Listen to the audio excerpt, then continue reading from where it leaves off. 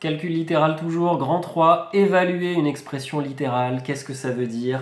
On va calculer cette fois-ci l'expression littérale, mais pour une valeur particulière qu'on va donner aux lettres. On va remplacer les lettres par des valeurs. Donc, ça va être une vidéo assez courte, je vais juste faire deux exemples. Premier exemple, je te demande de calculer l'expression a égale 3b plus 4t moins 5 lorsque b égale 2 et lorsque t égale 10. Il n'y a qu'à remplacer. Alors, remplacer, c'est-à-dire, je recopie déjà. A égale 3b, sauf que, n'oublie pas, 3b, qu'est-ce que ça veut dire? Ça veut dire qu'il y a une multiplication entre les deux. Donc c'est 3 fois b. Plus 4t, qu'est-ce que ça veut dire? 4 fois t, hein. Il y a une multiplication qu'on avait enlevée là. Et il reste le moins 5 qui est derrière. Je remplace. On me dit que b, finalement, c'est égal à 2. Et à la place du b, je mets 2. Ensuite, 4 fois t. À la place du t, on te demande de faire pour que t soit égal à 10. Et à la place du t, je mets 10. Et il reste le moins 5 derrière. On se retrouve avec une expression totalement numérique, il n'y a que des nombres, et donc ça, on sait parfaitement faire. Hein.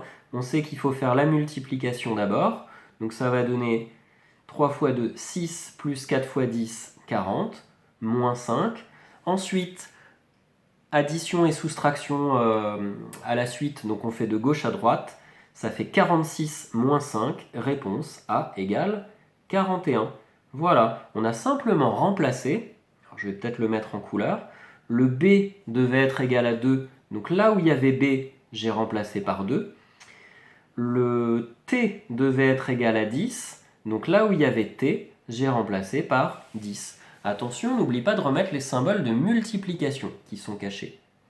Deuxième exemple, il faut calculer l'expression B lorsque x égale 4 et y égale 10. Alors voyons cette expression B, à quoi elle ressemble.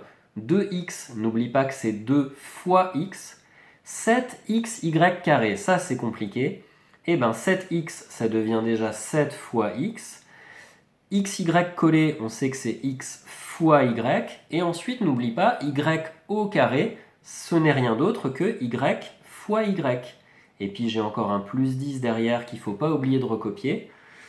Et on regarde, x, il faut le remplacer par 4, y, il faut le remplacer par 10. Allons-y. B est égal à 2 fois, le x, on vient de dire qu'il faut le remplacer par 4. Je continue. Plus 7 fois x, encore une fois, on va le remplacer par 4, fois y. Et y, on a dit que lui, il faut le remplacer par 10, fois encore y, donc c'est toujours 10. Et il reste le 10 qui était déjà présent dans l'expression dès le début.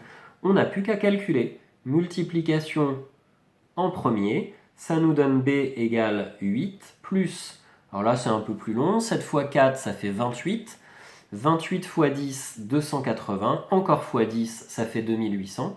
On n'oublie pas le plus 10 qui était derrière, hein, il faut toujours tout recopier, même si tu calcules pas tout tout de suite. Et là, ça se fait de tête, 2818. On a la réponse. Voilà, n'oublie pas surtout de remettre les multiplications qui sont cachées avant de remplacer par les valeurs numériques. Bon courage! Petite remarque pour finir, évaluer une expression littérale, c'est ce qu'on fait déjà sur Scratch. Par exemple, le programme de calcul, là, choisit deux nombres, multiplie le premier par 3, ajoute 2 au second, etc. C'est un des programmes de calcul que j'ai demandé sur les vidéos Scratch. Et comment on les appelle les nombres? Il y en a un qu'on met dans une variable, je l'appelle nombre 1 ou je l'appelle A. L'autre, je le mets dans une deuxième variable, je peux l'appeler nombre 2, je peux l'appeler B. Et du coup, quels que soient les nombres A et B que l'utilisateur va rentrer au clavier, ça va calculer à la fin 3 fois A fois B plus 2. Donc tu reliras bien en détail ce programme de calcul, mais tout ça pour dire que quand on fait des programmes de calcul sur Scratch, on fait du calcul littéral et on évalue un calcul littéral pour des valeurs données de certaines variables.